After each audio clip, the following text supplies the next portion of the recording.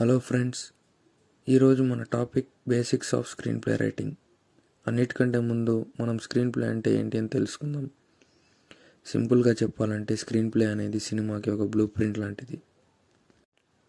అంటే 120 minutes total సినిమాని scene by scene, first A scene రావాలి, ఆ పర్టికులర్ సీన్ ఏ లొకేషన్లో జరగాలి, ఆ సీన్లో క్యారెక్టర్స్ మధ్యలో ఏదైనా కాన్వర్జేషన్ జరుగుతుందా, లేదంటే యాక్షన్ జరుగుతుందా, ఇలా మొత్తాన్ని ఒక స్ట్రక్చర్డ్ మేనర్లో రాయడాన్ని స్క్రీన్ ప్లే అంటారు. ఇది స్క్రీన్ ప్లే యొక్క డెఫినిషన్. ఇక్కడ ఉన్న విషయాన్ని నేను సింపుల్గా ఎక్స్ప్లెయిన్ చేశాను.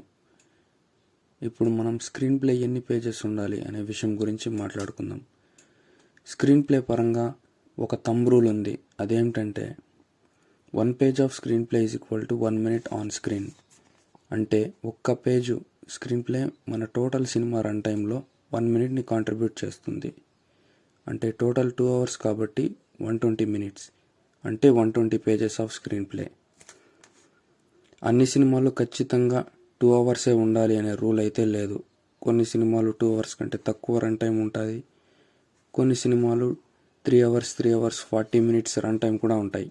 కాబట్టి మన స్టోరీని ఆడియన్స్కి ఎంగేజింగ్గా చెప్పడానికి ఎంత రన్ టైం సరిపోతుందో దాన్ని బట్టి మనం మన సినిమా రన్ టైంని డిసైడ్ చేసుకోవాలి. ఈ వీడియోకి ఇంతే friends. Thank you for watching.